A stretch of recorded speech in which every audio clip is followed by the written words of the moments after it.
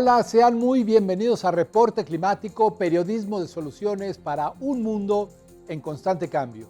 Mi nombre es Iván Carrillo y este es el espacio del noticiero científico y cultural iberoamericano que aborda las tres grandes crisis de nuestro tiempo: la alteración del clima, la contaminación y la pérdida de biodiversidad. Esos desafíos ponen en riesgo la vida y la civilización como las conocemos. Por ello, con el acompañamiento de especialistas de la región, cada semana analizamos aquí de qué modo se entrelazan y qué oportunidades tenemos para enfrentarlas.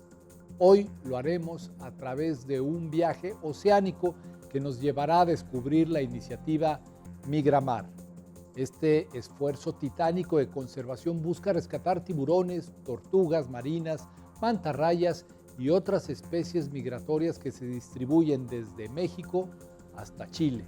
Nuestro guía será Eric Ros Salazar, director ejecutivo del proyecto, quien nos contará cómo, gracias a la ciencia, Migramar ha logrado aumentar en más de 400% las áreas marinas protegidas del Pacífico Oriental. Acompáñenme a conversar con él luego de un breve recorrido por las noticias climáticas alrededor del planeta.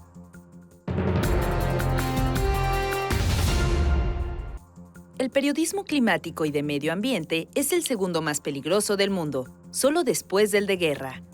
Un nuevo informe de la UNESCO descubrió que entre los años 2009 y 2023 hubo al menos 749 ataques contra comunicadores y medios que reportan acerca de temas ambientales en 89 países. De ese total, 44 fueron asesinatos. El último lustro analizado resultó ser el más hostil para dicho gremio, pues concentró el 40% de las agresiones. Tras una encuesta a 905 reporteros ambientales, la UNESCO también reveló que 7 de cada 10 han sufrido alguna de las siguientes formas de violencia: amenazas verbales, acoso en línea, intimidación legal o violencia física. Estos periodistas son un blanco vulnerable porque su labor suele demandarles ir a lugares remotos, lejos de las fuentes de auxilio, y sus hallazgos a menudo evidencian actividades lucrativas que dañan al ambiente, donde están involucrados actores estatales, corporativos e inclusive grupos criminales. Cada vez que se les silencia, nuestra primera línea de defensa frente a la crisis ambiental se debilita.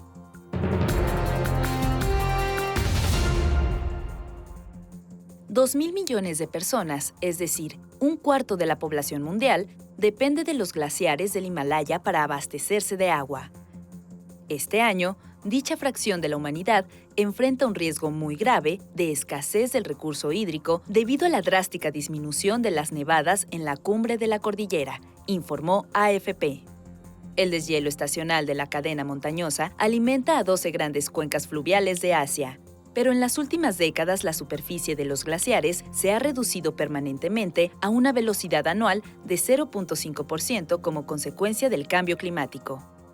Datos del Centro Internacional para el Desarrollo Integrado de las Montañas, con sede en Nepal, señalan que en 2024 el tiempo de permanencia de la nieve en el suelo descendió 18.5% por debajo de lo normal, lo cual constituye un nuevo récord de pérdida de agua. Esta disminución se traduce en menores caudales en cuencas como la del río Ganges en la India, el río Helmand en Afganistán y el río Brahmaputra en Bangladesh.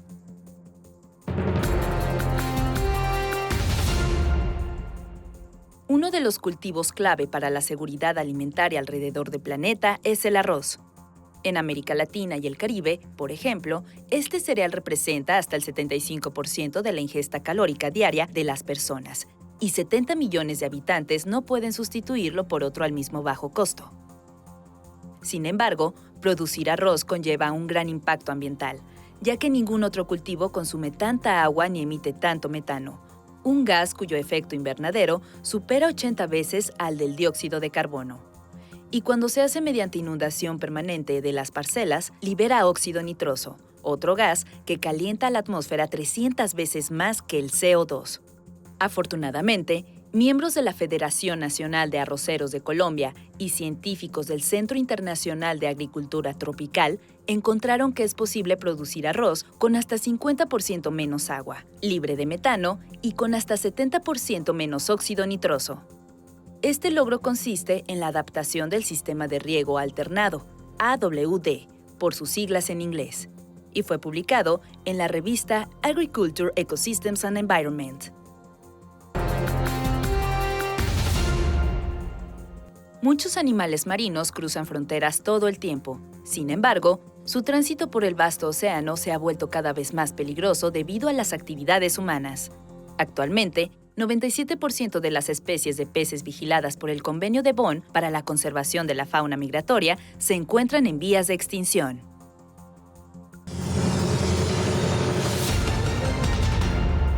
Las personas nos desplazamos por múltiples motivos, por ejemplo, para obtener mejores oportunidades de trabajo o para huir de un contexto violento. Pero en el caso de los animales silvestres, ¿por qué migran? Esto nos responde Eric Ross Salazar. Una forma tal vez de entenderlo más sencillo es que en diferentes etapas de su ciclo de vida, ese animal se está dirigiendo a sitios idóneos para ese proceso. Entonces, por ejemplo, las hembras de tiburón martillo se acercan a la costa a tener sus crías. Entonces, tienen sus crías en zonas más protegidas, bahías con aguas más tranquilas, donde hay manglares. Entonces, eclosionan los tiburones martillo juveniles, los neonatos pequeñitos, y están de alguna forma protegidos de depredadores en estos sitios de manglar, entre sus raíces, están creciendo. Entonces, este es un sitio importante en el ciclo de vida. Conforme van creciendo, aumentando su tamaño, se alejan de los manglares un poco, se alejan de la costa, y ya cuando alcanzan tallas de 1 metro, 1,20 m, se dirigen hacia las aguas abiertas de los océanos, porque ya se pueden defender más de los depredadores. En ese momento migran a los sitios de alimentación y después a estaciones de limpieza. Estos grandes tiburones se acercan a islas oceánicas como Isla del Coco, donde peces pequeños les limpian heridas que puedan tener, y es una estación de limpieza. Básicamente es como un spa para los tiburones. Entonces hay sitios importantes en este ciclo de vida, y lo que queremos es tratar de identificar cuáles son esos sitios, porque si protegemos solo la isla oceánica donde están llegando a la estación de limpieza, nos estamos perdiendo de protegerlos en los sitios donde están naciendo o donde se están alimentando. Algo parecido sucede con la ballena jorobada, que no es un pez, pero sí una de las especies migratorias emblemáticas de nuestra región. En el Pacífico hay 2 poblaciones importantes, ¿no? Está la población del hemisferio norte, que está por ahí de Canadá, Oregon, hasta California, que cuando es invierno en el hemisferio norte se acercan a aguas más cálidas de Centroamérica, de México, y aquí vienen las hembras y tienen crías o se aparean con machos. Entonces se aparean, regresan al hemisferio norte en verano allá, luego vienen a tener la cría aquí. ¿Por qué tienen la cría aquí? Porque la cría cuando nace no tiene mucho contenido de grasa. Entonces les sería muy difícil mantener el calor en aguas frías invernales. Entonces vienen aquí y la cantidad de leche materna que ingieren es altísima, y eso les permite sumar mucha grasa, y así cuando termina el invierno en el norte ya se pueden dirigir hacia allá y la cría va a tener suficiente grasa para soportar esas temperaturas. El mismo comportamiento se observa de las ballenas jorobadas del hemisferio sur, solo que invertidas las épocas, ¿no? Porque cuando es invierno en el norte es verano en el sur. Hay migraciones que ocurren en los mares de un solo país, mientras que otras implican traslados de decenas de miles de kilómetros por aguas internacionales e incluso entre continentes. En cualquiera de estos escenarios, las especies requieren de un océano sano, una condición que se está perdiendo. Yo creo que estamos como en una encrucijada en estos momentos. Por muchos años se pensó que los mares eran inagotables. Al no poder ver lo que había debajo de la superficie y solo ver ese azul, pensábamos que las pesquerías nunca iban a colapsar, que se podía sacar todo lo que se quería, que la contaminación de los ríos, de los plásticos, iba a ser absorbida. Pero estamos llegando a un punto en que hemos visto que esto nunca fue cierto, y ya esos plásticos están siendo predominantes en los animales que los están ingiriendo, y que nosotros después los consumimos. Estamos ingiriendo contaminantes, estamos viendo que esas pesquerías que se consideran inagotables, la evidencia es que muchas están colapsando, y si no se manejan de una forma adecuada, va a afectar esa salud, esa productividad de los ecosistemas y va a hacer cada vez más difícil que se recuperen y que puedan volver a estados anteriores donde generan gran riqueza marina y generan riqueza a las comunidades costeras que dependen del mar. A la contaminación y la sobreexplotación se han sumado otras amenazas como el cambio climático y el tránsito de embarcaciones. Todo ello impacta en las rutas migratorias que nos abastecen de recursos pesqueros. Los estudios que se han hecho en años recientes y en décadas recientes demuestran que estas poblaciones han ido decreciendo constantemente. Hay evidencia de que los grandes pelágicos de esos peces de mayores tamaños, que muchas veces son los más atractivos económicamente para los pescadores porque tienen un mayor precio, sus poblaciones están mucho más bajas que en años anteriores. Hay estudios que indican que estamos hablando de crecimientos del 90-95% de muchos de estos grandes pelágicos. El problema no termina ahí, sino que da pie a un efecto dominó presente en todo el mundo. Esta situación es como un patrón que se observa en diferentes océanos. Empiezan a colapsar estas poblaciones de grandes peces, entonces la pesca se concentra en peces menores, en peces de menor tamaño. Entonces estas otras poblaciones también empiezan a colapsar, entonces bajan al siguiente escalafón, ¿no? Y ahí van colapsando diferentes pesquerías. Y el tema es cómo podemos hacer para recuperarlos, porque no todas las especies tienen un comportamiento semejante. Por ejemplo, los tiburones migratorios forman parte del grupo que Eric Ross Salazar llama grandes peces pelágicos, pues viven en la columna de agua del mar abierto y su biología los hace muy vulnerables. Aunque uno los ve en las películas y que son muy fuertes y que se les tiene miedo, en realidad, al ser un depredador tope, tienen sus estrategias biológicas para controlar sus propias poblaciones. Entonces, tienen una madurez tardía, es decir, tardan muchos años en ser sexualmente maduros. Tienen pocas crías, justamente para controlar sus propias poblaciones. Entonces, la sobrepesca tiene un gran impacto sobre ellos porque tardan mucho en recuperarse. Hay otras especies como los atunes que se reproducen a mayores tasas, tienen miles de huevos, entonces un manejo podría ayudar a que esas poblaciones recuperen rápidamente, mientras que los tiburones son mucho más delicados y hay que ponerles mucho más atención también.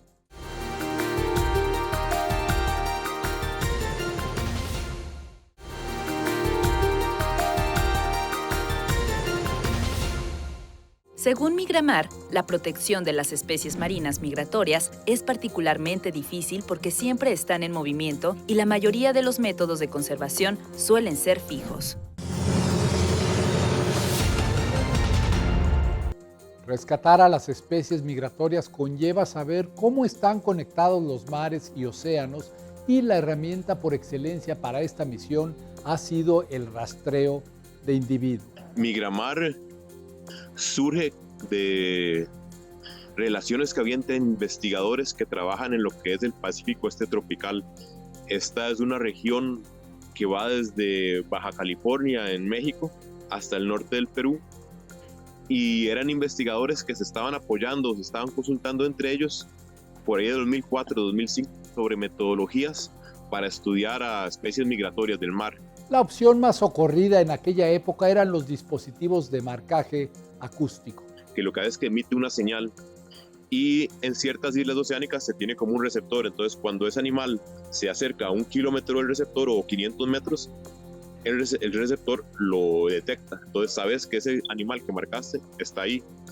Y la intención de Migramar era asegurarse que si se marcaba un tiburón en la isla del Coco, no solo los receptores de la isla lo fueran a detectar, sino los que están en Galápagos o los que están en Coiba o los que están en Malpelo, para ver si ese tiburón se estaba moviendo por el CEMAR, por estos 4 países. Con el tiempo, Migramar incorporó nuevas tecnologías como el marcaje satelital y el estudio de los animales mediante cámaras remotas con carnada. Y ya en el 2017 Migramar se constituye como una organización oficial, y básicamente ahora somos 25 científicos que estudian desde México ahora hasta Chile especies migratorias: tiburones, mantarrayas, tortugas marinas, ballenas, delfines, aves.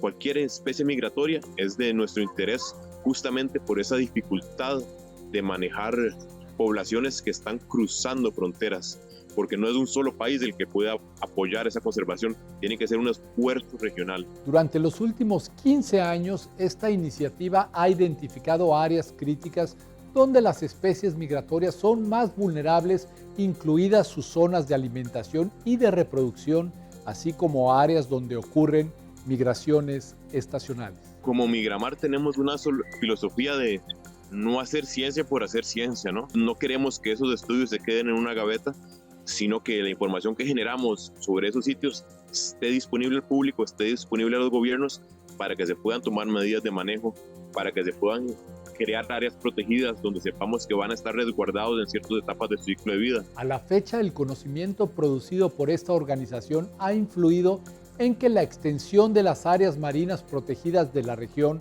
se haya cuatriplicado. Si creamos áreas protegidas, estamos generando como una reserva de fondos, una cuenta bancaria que nos está generando productividad. Entonces, lo que se trata con las reservas marinas es proteger sitios importantes de agregación de especies donde sabemos que se están reproduciendo o están creciendo. ¿Por qué? Porque cuando estos peces crezcan, cuando tengan sus crías, no se van a quedar estáticos en esta reserva marina, porque ellos no saben que hay un límite, entonces van a salir de la reserva. Esto se llama lo que es el efecto de desborde. Entonces, en la reserva marina no es un proceso que pasa de la noche a la mañana, pero esas poblaciones empiezan a crecer, son más saludables y esos peces empiezan a salir, se empiezan a mover hacia afuera de las reservas. Y en el largo plazo, ese fenómeno de desborde puede beneficiar a las pesquerías. De hecho, un estudio publicado en marzo de 2024 demostró que la implementación de áreas marinas protegidas ha resultado en ventajas económicas por pesca y turismo en más de 20 países. Lo que hay que hacer es un acompañamiento para darle apoyo a los pescadores mientras se puede llegar a observar eso. Y también ver cómo podemos modificar a artes más responsables que salvaguarden los peces muy pequeños o los peces que se producen más, los más grandotes, o ver cómo podemos proporcionar otras opciones a los pescadores, como turismo, como manualidades, como artesanías, para que también tengan otros tipos de ingresos, porque aunque creamos muchas reservas, si continuamos pescando tan descomunalmente alrededor, esas poblaciones van a seguir bajando, entonces tenemos que buscar otros medios de vida para cuidar a estas comunidades costeras. Ahora mismo la tarea pendiente de Migramar es comprobar con datos duros el éxito de sus instrumentos de conservación. Esos sitios que yo le comentaba que se expandieron, como Isla del Coco, Yurupari, Malpelo, o se crearon Coiba, Cordillera de Coiba, Bicentenario y Hermandad, fueron hace 2 años, son recientes. Entonces la idea es generar una línea de base para poder ir estudiando esos cambios, para ver si esas creaciones de áreas están funcionando, si están funcionando, qué es lo bueno, si no está funcionando, qué es lo que debemos mejorar y poder estudiar esas poblaciones y ver qué cambios ha habido. Entonces es muy rápido para poder decirte, sí, las áreas funcionan, porque hay que generar ciencia y la ciencia tarda su tiempo. Por fortuna, las historias de triunfo les preceden y son un faro de esperanza para el resto de la región. Hay un ejemplo clarísimo que siempre es utilizado a nivel mundial de los mayores éxitos, que es Cabo Pulmo, en el Golfo de California, donde organizaciones se aliaron con pescadores y protegieron este sitio tan importante. Y esto ha generado que ese banco de peces que se protegió ha ido creciendo y ahora hay un efecto de desborde hacia zonas circundantes y ha mejorado la productividad de pescadores. Entonces, es fácil ponerse en los zapatos de un pescador y decir, sí, me van a quitar el acceso y ya no voy a poder pescar. Y uno puede llegar a entender esa preocupación. Lo importante es ver cómo lo explicas para que se entienda que no va a ser hoy ni mañana, pero a futuro van a tener mayor productividad, van a tener más acceso a pesca. Migramar es una prueba rotunda de que la ciencia puede incidir en políticas públicas de conservación a escala continental y quizá con un alcance global. Pero estos procesos usualmente tardan mucho tiempo. Llegar a esos consensos, recientemente se firmó o se aprobó a nivel de las Naciones Unidas un tratado de alta mar para justamente buscar cómo proteger esa biodiversidad en alta mar. No es tan fuerte como se quisiera y fue un proceso largo. Ahora entra la discusión de cómo llegar a poder proteger esa biodiversidad en alta mar, ¿no? Entonces sí hay posibilidades de llegar ahí. Lo que pasa, siento yo, es que esos procesos son demasiado lentos y la biodiversidad, las especies y las poblaciones no pueden esperar a la velocidad de los seres humanos, ¿no? A que esos consensos lleguen y tarden tanto. Posponer las decisiones en pro del medio ambiente solo hará que la crisis de contaminación, pérdida de la biodiversidad y cambio climático empeoren. Hay predicciones de cómo los cambios en temperatura pueden afectar la distribución de especies. Entonces, incluso áreas protegidas que estamos creando hoy, puede ser que en 5 o 10 años ya no sean las idóneas porque esas especies no les gusta cómo se está calentando el agua y se podrían o ir más profundo o ir a otras latitudes. Entonces, también tenemos que pensar en eso cuando planificamos conservación. ¿Qué va a pasar en 5 o 10 años cuando esa temperatura sube 1 grado? ¿Se van a quedar ahí las especies? ¿Se van a ir? ¿Cómo podemos planificar de una vez, no el hoy, sino el mañana? Nuestro futuro, el de los peces y el del océano, dependen de una acción inmediata. Entre más esperamos, es más complicado revertir estos procesos. Y esperemos que no haya un punto de quiebre y lo alcancemos y ya no podamos retroceder, ¿no? Esa es la dificultad y como científicos necesitamos la evidencia para poder demostrar que se puede llegar a retroceder, pero entre más tardamos, eso va a ser más difícil de alcanzar, va a requerir una inversión mayor de fondos de los países, entonces es como un ciclo vicioso, ¿no? Ahora resulta muy caro, los países no quieren invertir en estos temas, pero si no lo hacen, en 5 años va a ser todavía más caro y va a tener que llegar más fondos a hacer esa reversión. Entonces, ¿por qué no lo hacemos ahora? En vez de esperar 5 o 10 años, cuando va a ser todavía más complicado, más difícil, más largo y más caro. A los políticos, uno puede intentar tocarles del corazón y hablar de la importancia de los mares, pero muchas veces lo que más les interesa son los números, ¿no? ¿Cuánta gente vive de los océanos? ¿Cuánto dinero se genera? ¿Qué divisas hay para el país? Entonces, si uno le demuestra en números cómo puede afectar la economía si no actuamos ahora, tal vez eso haga que cambien un poco, que apresuren. Gracias por haberme acompañado en un episodio más de Reporte Climático, periodismo de soluciones para un mundo en constante cambio. Soy Iván Carrillo y les espero la próxima semana con una nueva emisión. Hasta luego.